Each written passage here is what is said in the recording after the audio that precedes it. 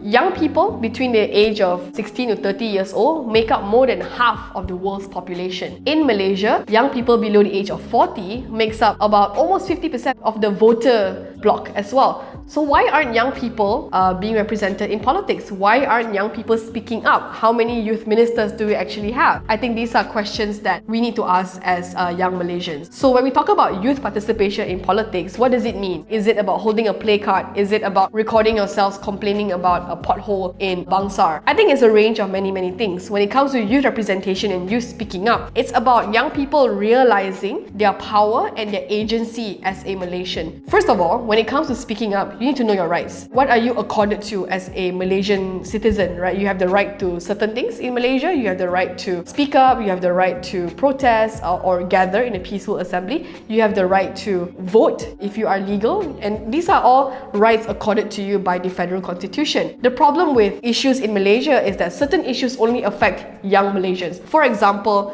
majority of unemployed Malaysians are from the youth age group. Young people face more issues like education loans, unemployment, child marriage, for example, So how do we look at these issues are placed as importance when it comes to government forming policies? Because once a year, the government comes together to form the national budget, and this budget will inform every single policy that trickles down afterwards. To change things in Malaysia, you need money, right? Government pours money into programs to invest in our country. So this is why youth representation is a lot more important, because how do we make sure that young people's voices and young people's, most importantly, their concerns are represented in parliament and represented when government makes a decisions like these? So I think core issue of youth representation is that political parties are not willing to let go of leadership positions. Of course, who would want to let go your power, kan? Like, you work so hard to become ketua bahagian, ketua cawangan. Of course, it's very difficult for you to let go.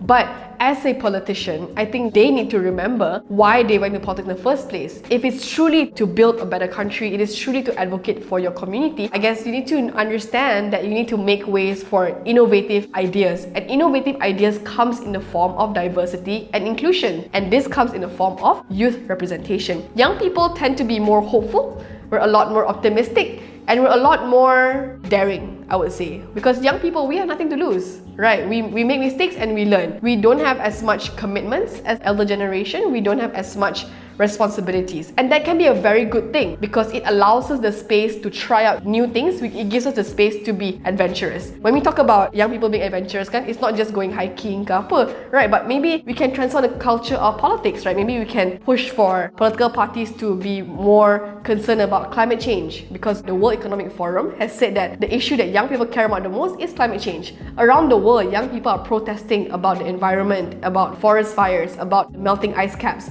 So, are these issues something that our local government talk about? Is it something issues that our local representatives talk about? Probably not, because they're probably not as aware or not as in tune. And this is why they need to bring in different people to come in. Basically, if political parties don't put an emphasis into cultivating young people to rise up, then we're going to have a real problem, because a lot will probably be very far behind to a lot of different countries when it comes to pushing for progressive policies and new ideas. I think the argument about young people not having enough experiences, hence making them not as good of a leader, it's quite a valid argument, I think. But this is what institutions have to do, right? Do you kick out a student because they're not performing? We don't punish students for not being smart enough in class, right? A good teacher would help them. So this is the same concept that needs to be applied to political parties lah. If you really percaya that young people is the future, what programs or what are you doing to make sure that young people are equipped for leadership positions? Okay. So do you have internal mentoring? So certain countries, I think in the UK and in the US, political parties have taken the initiative to do mentoring program for their young politicians. So they will pair elder politicians with the younger ones to make sure that you have a role model, you have someone to look up to, someone to learn from. And that's why representation matters lah when it comes to youth or women or even minority races. So this is how we make sure that minority communities are represented, not just for the sake of representation, but also that they are good enough and competent enough to be in those leadership positions.